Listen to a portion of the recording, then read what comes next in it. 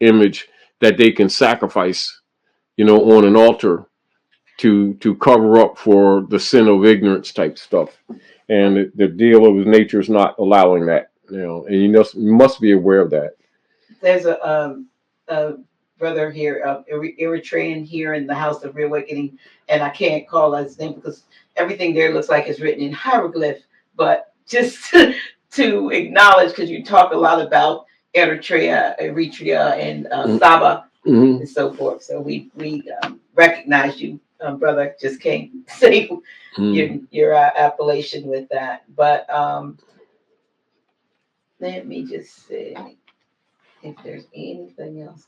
Is there any questions? If you have questions that that are relevant that you want to, no personal questions, like no help me out with this problem questions, but general questions that you would like to ask Grand Sheik, if you mind. I'm trying to scroll through the comments to see if there are any specific questions that need to be answered that are not personal in nature, but more of a general nature. The other thing too, Dr. Naila, if we could get the people just beginning, and they're doing it truthfully because they really are, to start thinking again. Yeah. The solutions are in them. But people have been trained for so many generations by the priesthood not to believe in themselves, not to trust themselves, and to keep looking for so we're creatures of habit. And they're depending on people maintaining the habits that they've been trained in for generations to keep looking to the priesthood, not knowing that the priesthood was really the vampire. And this is again why the dark priesthood has been successful, because they've been playing the vicar. That's why it's important. Explain to them people the vicar, please, Dr. Naila. The vicar means the substitute. So there's a substitute. It's also a placebo, isn't it? Right. It means according to them, and I'm looking over there, I have the catechism. I'm sure it's a little brown book. I have a catechism book over there. But in particular, in the catechisms, one of the things they'll say, for instance, who changed the Sabbath to Sunday? And they said, we did. The vicars. The vicars did. We made the Sabbath Sunday. So what did they do? They contaminated, didn't they? Yes. And they don't deny it. They don't deny it. Well, we didn't read, so they can put everything in the book and tell the truth and absolve themselves of karma. From a karmic perspective, Yeah. This is the reason why when you're dealing with jurisprudence, they will always say things like that the people keep consenting to be their slave. Mm-hmm. And then the people won't take responsibility that they're consenting. And therefore, they're in contempt. They're due to the contempt that the personating judges or personating gods have a right to meet sovereign punishments upon them and to steal their estates. And so this is where you get the contempt that is expressed by a lot of people in government against the people. They're actually contemptuous of the people because the people keep defending their ignorance. And then the people keep on supporting or voting for the demons, democracy, demons, and then complaining about the results. Mm-hmm. It's really interesting. It's really interesting. Immoral, yes. Unethical, yes. But the deal is, what we're also seeking is the people to start taking responsibility. Not because we're suggesting, because really they're going to have to discover either willingly or not that they will be taking responsibility one way or another. You either take responsibility or become sacrificed. Rough, but kind of fair. Let me see what we got here. Let me see. I did see a question up here. Let me see if I can go back there. Here's DJ Red says, I really just want to know if we are the Aboriginal people or original people. Aboriginal Ab means first. First and from. And you can say original. Yes, it still means you're really both. Because aboriginal means the first. Okay. All right. Here's another. Did I miss the cell memory and how to activate the knowledge meditation? I don't think we did that. Um, let me see. Yeah, we'll be putting out the information for the Zoom meeting. Yeah, we're going to have to, because the deal of it is, the dark priesthood is attacking truth like a wild wolf right now. As the world is reawakening, they are upping their game. Biological warfare, viral warfare, political warfare, psychological warfare, military warfare, economic warfare, sociological engineering warfare, which they've been doing all the time. It's just that they're not wasting time setting up smokescreen programs like they used to. They're just being blunt. And so this is, some people are uncomfortable with it, but it's not new. It's just that the priesthood's masks are off. Remember we were saying the last few years, all masks are off. And because the people could see it if they were willing, it's just that it's going to become more and more and more and more undeniable by them and also by you. So what you going to do? Because that's basically where we're at right now. Yeah, let me see. Okay. Ready to test everything. Word Sheila, Dr. G, I ask if crystals are good to have. They are very healing to me. Absolutely. Absolutely. It's just that you have to make sure you have the right crystal for you. So now you're going back to the culture, right? You also need to know that you don't have crystals that counteract and conflict with each other. So crystals are good, which kind of one of the things I have for my little auction is a book about crystals. I mean, it's cards on crystals, but yes, crystals generally are good. You just need to make sure. And I don't know why I don't list and show people all the crystals that I have down here. All of those are crystals, and oh yeah, I need to make. A lot of stuff you had for years, and you just those I have. No, but none of the ones you talked about that you had. You told me about the ones you had under your bed for years. Well, yeah, I didn't know what they were. Yeah. I had a big old conflict going on right there. I do sleep better now that the box of I had like I don't know 50 different crystals in a box that I had stuck under the bed. Yeah, but you want to kind of separate them. Yeah, so because all crystals are not created equal for whatever purposes you need. So make sure everybody has some sage though. Now look, everybody should have sage or Palo Santo. Yeah, clearance. Anyway. Well, again, isn't it back to the culture that already was? Yeah. But the deal of is having a comprehension of why your forefathers did certain things. Yes. Because they're harmonic with nature. Absolutely. And then you start recognizing that they were given negative connotations by the hybrids for you to abandon them. Then they gave you idol gods in place of it that's been destroying you. There you go. Absolutely. What we did worked. What we had was what we needed. And we need to get back there. That's the thing that's going to defeat the actions and the all of the operations that have been put in place against us. Yeah, the exploiters. That's how you can say the vampires. Remember the biblical thing: no weapon formed against you shall prosper. I mean, you got to have the right tools in order to defend yourself. And it's always been around you. It's not like what do we do? How we continuously use our Bibles and our Qurans and Owaspis and Torahs, etc., to express the culture and then don't study the culture from what all these books come from. It's almost like they speak of it and then, it's sort of like you look the image and don't live the image. And because everybody's doing that, thinking that we're doing our deed type thing. Mm-hmm.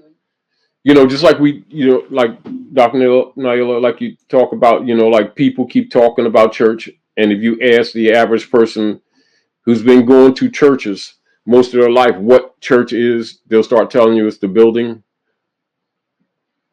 Yeah, and don't know that it's an abstract of the great astrological or circle. Well, the very thing that church denounces, is what church is. Is what church is. That is funny. And this is why, and I think more now people can comprehend when we be saying or making a statement. Many people have gone to those buildings, but very few people have ever been to church. Mm-hmm. And yet the priests have known that, and it was the priests who have been doing that to them.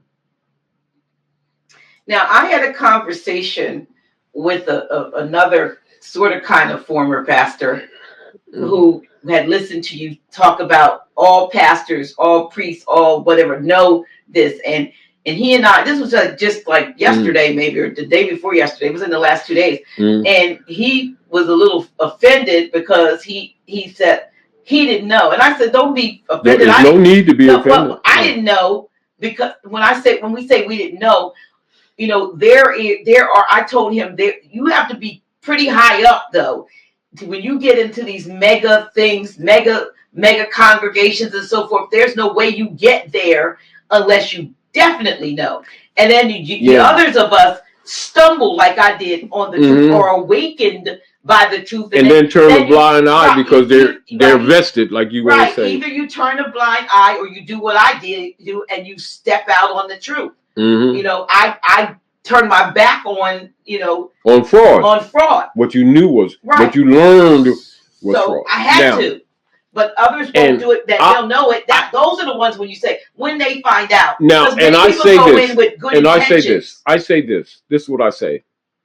You know how, like, when we're discussing some things that we're doing around, physically, on a carpentry level, and a construction level, and a basic structural physics engineering level, and like, for instance, when you're sitting here. And I was building them shelves, and the shelves being squared and level and plumb in their structure expose actually the warpage in the walls that otherwise you didn't notice. No. But it's not something that we weren't, from an engineering perspective, actually dealing with from the time that we started doing work on this house, correcting. But when you start seeing the squares and the angles. Just like you can look up there, right? And a person who doesn't understand structure looks at it one way, but someone who understands structure already understand that he definitely doesn't have kiln dried lumber in there, and that they got rid of a lot of their trash, if you get the whole point. Or you could tell that they were flipping; they weren't trying to really make something proper. And the reason I'm saying that is to say this. You know how, like, like being a barber, right? And my father was a barber. Over the years, when you're dealing with hair, you're dealing with bone structure. You actually deal with a study from a doctor's point of view, right? When you're studying cosmetology, and the tests that you would take would be in a doctorate level for germicides, fungus, hair texture, looking at how hair grows from the crown, etc., different textures. And as you deal with these things over the years, by virtue of what you do, you learn also, not just from the established literary structured literary learning of both biological and hair structure and follicles, etc. You learn from experience. And the reason I've always said that, how, like, so someone's working with carpentry for years, and you work in different types of buildings, you begin to learn certain structures, even though technically when you're dealing with blueprint reading and carpentry principles and angles and cuts and complex angles, etc., and wood densities based on hardwoods to softwoods, common woods, less common woods, rare woods, how they're used, what situations you would use them in, certain situations you would not use them in, thicknesses, widths of wood used in different structures for different purposes, whether in joists, as an example, or in rafters, etc. So by default, you learn certain things. So I've always said this, and what I recognize over the years, like say, if someone is over the years studying the Bible, as an example, and they've literally made a business out of it, you know, and they've been collecting finance from people over the years, and they get degrees. And if you're studying, we're not talking about people who are playing these emotional games, pretending to be so-called erudite. But if you're studying, there's no way you can study the Bible and not learn Septuagintus. They're your first Bibles. You see what I'm trying to say? Mm-hmm. And this is why you see me will say when people, if someone's just talking casually on the corner or something like that, right? You can kind of give them a little leeway. But when someone puts up a sign and takes on a title of imam, pastor, rabbi, you know, bishop, reverend, those titles are PhDs. All those titles are adepts. And so if you say you're a carpenter and someone charges you with violating the use of a saw, then you say, well, some of us don't know what a saw is. If you said you're a carpenter, you can be held to having the responsibility to know what a saw and a hammer is. And so I say, anyone who studies religion and gets into it and makes it a business, and you've been in it for years, these things come across your path by default. Now, what you find is that when people start discovering these things, what they do is they start looking at the sociological positions that they're in, the vestments that they're in, the finance and the schoolings that they paid for, the buildings that they mortgaged, and etc. And they make decisions that if they tell the truth, this stuff collapses. And that's what I'm saying when I say that they know, because it's like you can't not know. You know, it's like you can't become a diver and a swimmer and never heard of H2O, never know what current is, don't know what tides are, as an example, if you get the point. Mm-hmm. Some of them don't know that water's wet. Well, I ain't playing that game no more. And I think because over the years we've been always making excuses for people is another reason why we're where we are right now. A robber don't know he robbing you, but he always happens to rob you, but he never gives it back.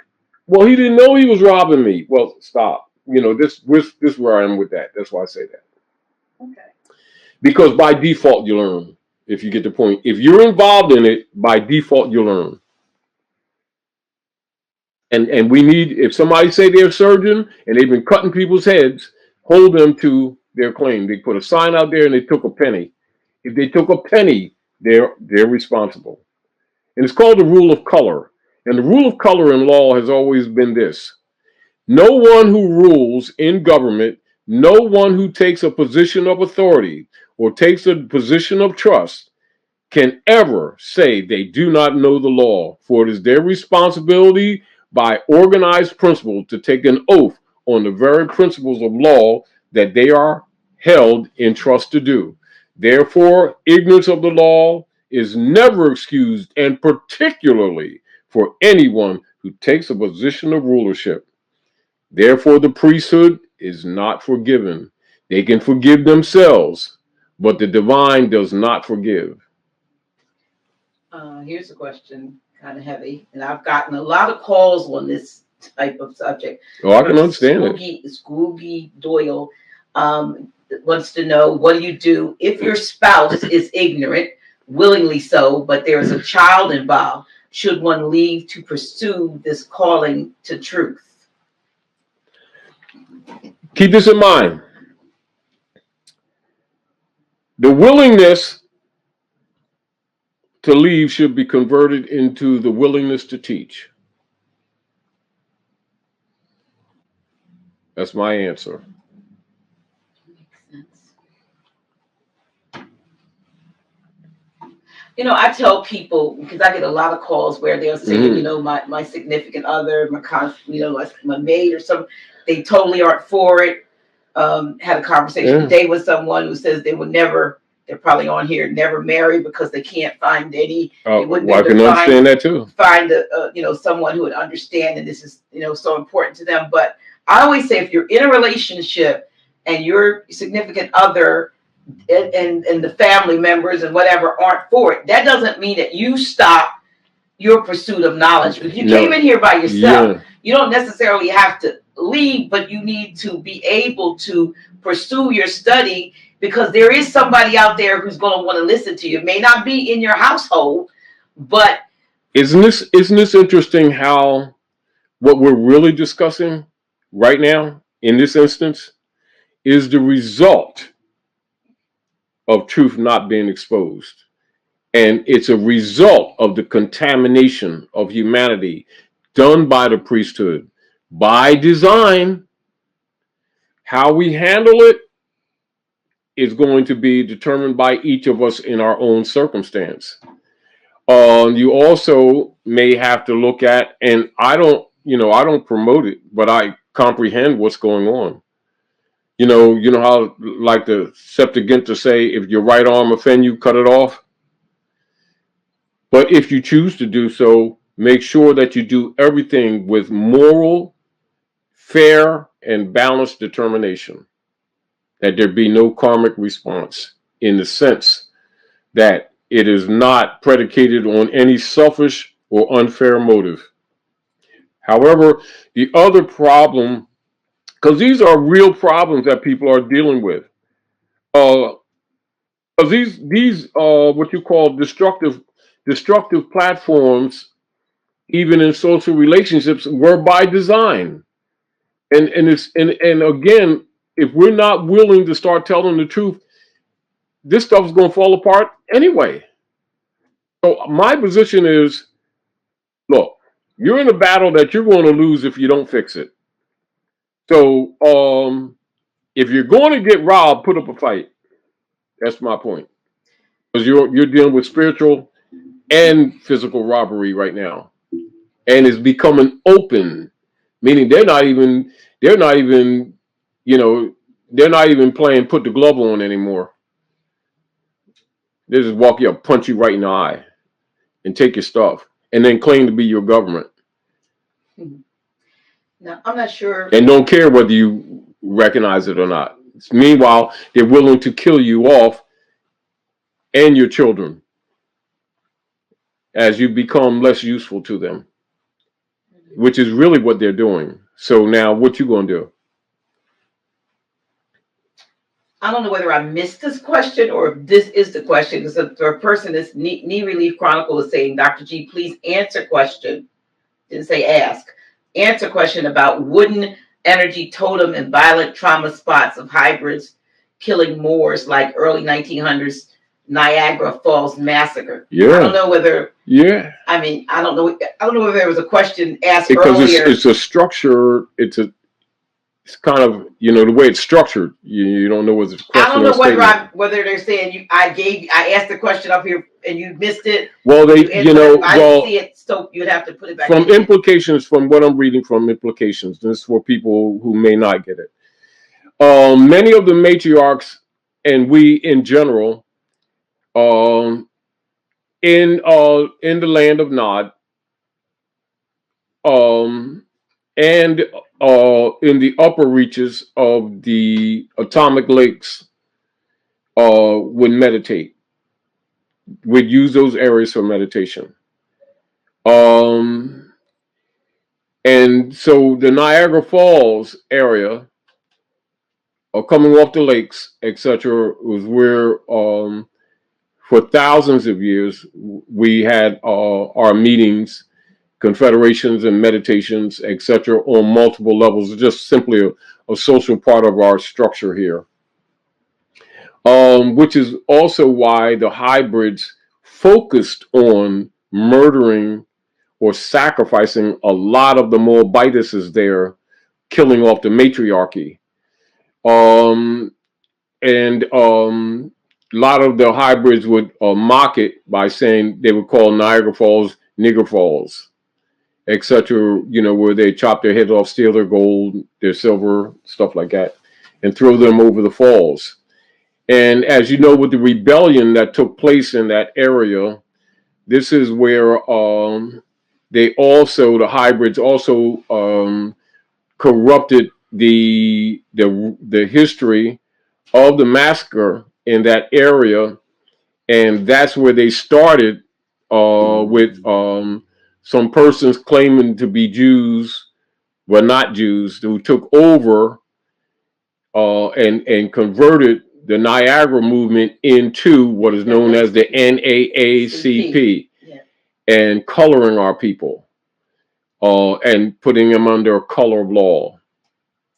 And this is why you see persons who are part of that platform of thinking refer to our people as persons of color, part of the priesthood spell cast. So let's go into the law and see what they mean by people of color or colored people, colored persons.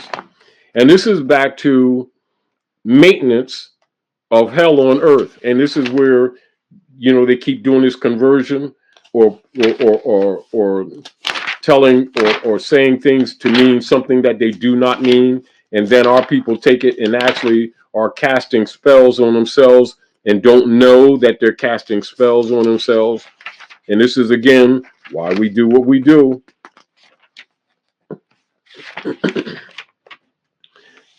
Colored. And then we're going to go into colored. So when you're talking about the social engineering of the executors and the Roman Curia members who took over the movement of Niagara, and this includes the nature of, so that people could understand the operations of the executors' operations, what they did when they did the bombing in Tulsa, Oklahoma, to steal the wealthy bank of the Moors, the last vestige of the wealthy banks when they bombed Tulsa, Oklahoma. So let's deal with colored. Now, color, when they call our people people of color, color is a semblance, a simulacrum, or a simulacrum as distinguished from that which is real. I repeat, color means an appearance, a semblance, or simulacrum as distinguished from that which is real, a prima facie, or an apparent right, hence a deceptive appearance, a plausible assumed exterior, concealing a lack of reality. Colored. By common usage in America, so they're giving you geographical, political, jurisdictional operations. By common usage in America, this term, colored, in such phrases as quote unquote colored persons, quote unquote the colored race, quote unquote colored men, and the like, is used to designate Negroes or persons of the African race, including all persons of mixed blood descendant from Negro ancestry, etc. But where a state constitution provided for separate schools for the white and colored races, notice that these are terms, social terms, The term white race was held to be limited to the Caucasian race, and the term quote unquote colored races quote unquote was held to embrace all other races. And then they will give you law case references in relationship to arguments brought before the court. And it has been held that there is no, it has been held that there is no legal, technical signification to the phrase, quote unquote, colored persons, which the court are bound judicially to know. So that means from a position of law, the court don't even acknowledge it because it's a social engineering term and it's a fraud and it's a fake. And it deals with artificial persons, maskings, prima facie semblances distinguished from that which is real and is used to cover up or to color an issue or being. There you go. And so when they took over the Niagara movement, they covered it up with a whole new reconstructed sociological paradigm called colored persons. Now, doesn't that also fit the paradigm of them operating with the straw, man of straw, 14th Amendment concept of the monkey, Negro, troglodyte nigger, sociology, and claiming it to be a part of the human race when in fact it deals with the Pangidae, hybrid Anthropopithecus, and we accept it as African identity, which had absolutely nothing to do with, but had to do with social engineering. So you can look at their administration and maintenance of hell on earth, because you have a whole multiple layers of generations of people that think that when someone says persons of color, that they're doing you some kind of metaphysical favor of Afrocentric spirituality when they just called you a fake artificial person outside of the human family. And it's been controlled since 1909 under what is called the NAACP and has been promoted for generations as a liberation front when actually it's a front of covering up the history and the loss of a state of the Aboriginal people, particularly in that territory. Okay.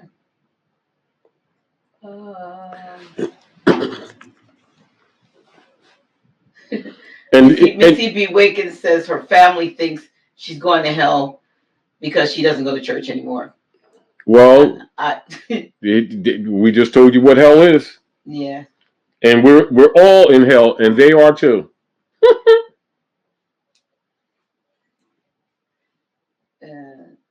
Let me just see if there are any. And tell the go to Law Dictionary and learn what hell really is. We just told you what it is. So go back and review, and then do your research and share that with your family. You know, because they need to know. And also, with people having difficulty with their family members who think they have been to church, give them this. You do the research and share with them, and give them this question. Ask them to not give you an emotional or judgmental response, but to tell the truth and give you, written by their own hands, an explanation of the Niceno-Constantinopolitan Creed that they have been promoting in the name of the church. Here's a question. Certain hybrid Europeans, possibly justifiably labeled as sovereign citizens within their respective venues, discussing quote unquote all things law, frequently self-proclaim and essentially confer nationality upon themselves, renouncing their current citizenship status and self-proclaim to be Americans. When privileged to be party and observer of these discussions, is it necessary to attempt to correct them and rebut their claims as being such, and also provide them an alternative remedy?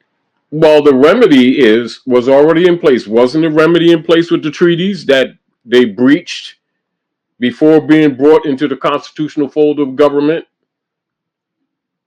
Isn't part of the problems, and aren't many of the problems that they're experiencing now because they breached the Constitution, which includes the treaties that supersede the Constitution, as expressed in Article 3 and Article 6, and that in fact they know that they are hybrids. Now that's not a negative for them, but aren't they descendants of colonists at America? And didn't they stop telling the people the truth? And now it is the lies and the misrepresentation that have been presented for the reconstruction operations against Aboriginal people, and particularly expressed in the philosophy page of John D. Rockefeller and Frederick T. Gates operations and Skull and Bones operations, expressed via the General Education Board of 1902. And those of you who are sharing here with us tonight at House of Reawakening Minds, when you get a chance, you can go in the public record and look at the philosophy page of the General Education Board, and you can see how they used docility operations as a weapon against us. Now the problem that they have is the lies that they have told is now destroying them. So you see a lot of the hybrid Europeans are trying to tell a lot of the truths to save their estates. But are the estates that they're trying to save theirs, or is that stolen estates under colonial operations? So again, let's go to Webster's dictionary, right? And it's for those who don't know, let's see who the Americans are. And I comprehend why you're saying what you're saying, but the conditions of what's taking place on the planet right now, it kind of sort of like a oxymoron in the social engineering paradigm.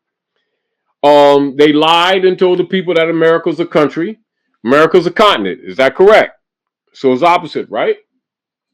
But they do and formulated a private human trafficking corporation in Austria called Trading American Trading Company, right?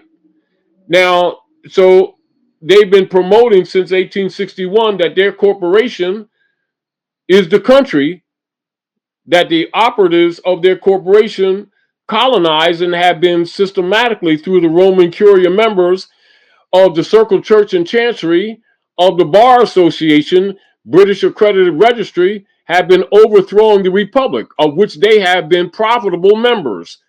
And you have a whole so-called bevy of so-called barratry law firms across the land that's been privateering and raping the people economically to this very day. Is that not true? It certainly is. Then you have a bunch of POW camps that are run by them. They've been packing the prisons with our people to the tune of 80 to 90%. Isn't that true also?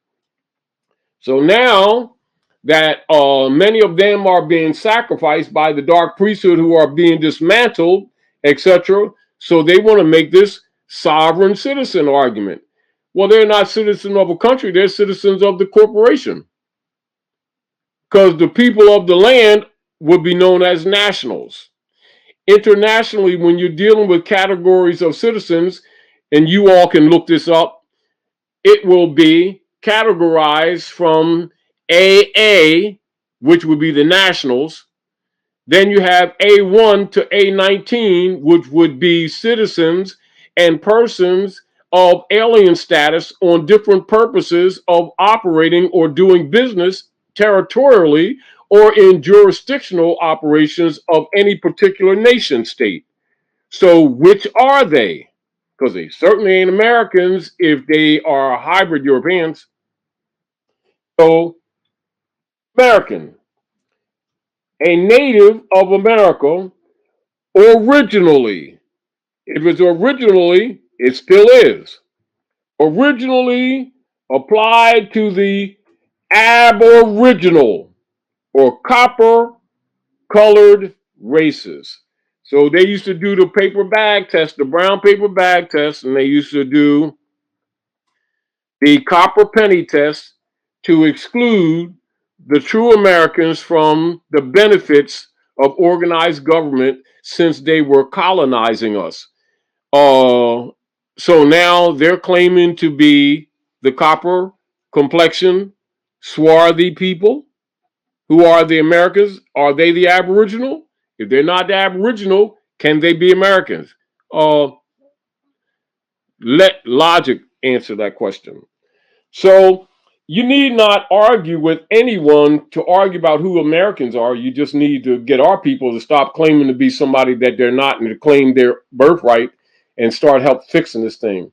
Now, for them, and sovereign citizen is an oxymoron because the citizen is a person of the corporate construct. Now they can be a civilian.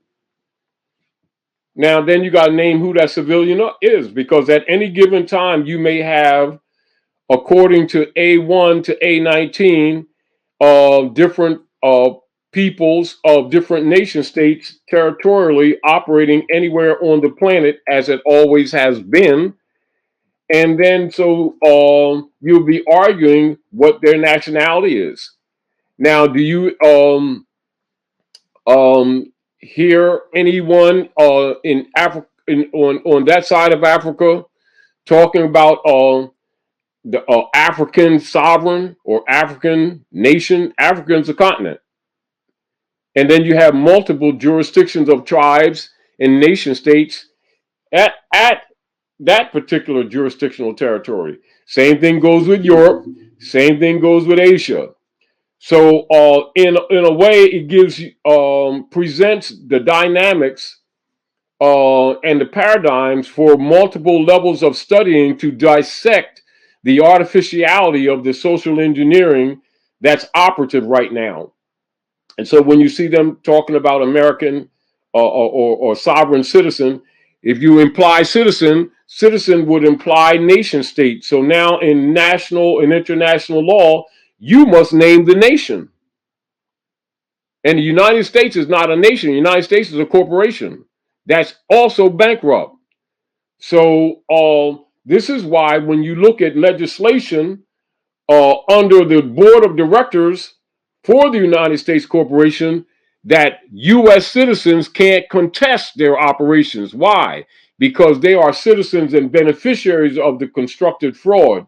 So you can't be that and contest it. That's the fact. That's why they're trying to claim to be Americans. But if they're Americans, now are they Moors?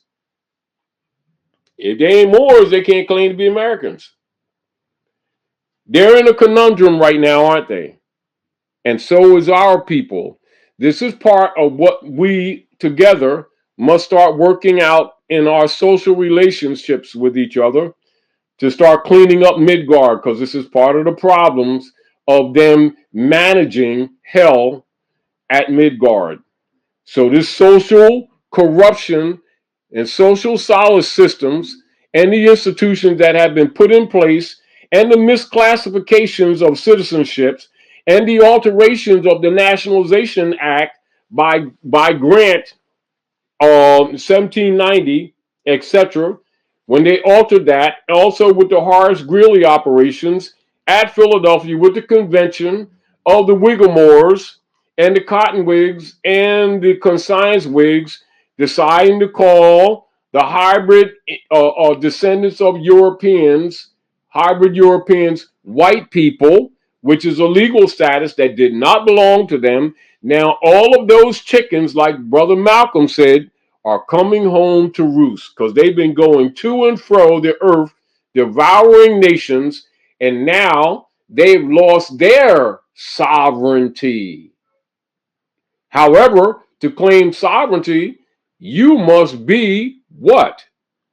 You must be in divine order, in harmony with nature's law and nature's God, as expressed in the Declaration of Independence, as expressed in its being adopted from the Aboriginal people with divine hermetic principles of law and governance, etc., that they have pretty much rejected in their processes of robbing us, the Aboriginal people, who they branded Negroes, blacks, and coloreds and Latinos. And now they want to be sovereign. They can't be sovereign unless they're home. So when you're talking anywhere on at Midgard in a jurisdictional issue relative to impropria persona principle, can't be impropria persona and then claim to be something that you're not.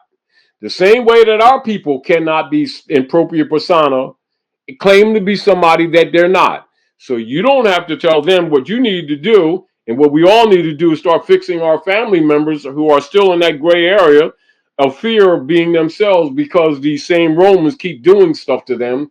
And this is part of the social fabric that's actually falling apart here at North America.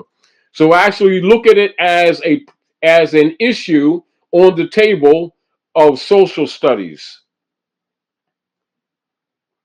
Because in studying it, we can correct a lot of things among our people because it gives you insight to what they're dealing with now. Just like a lot of law cases, whereas they're being sued, they're instituting Federal Rule 12b-6, diversity of nationality when it's convenient for them, but you don't see them teaching that to our people, do you? So take that in consideration.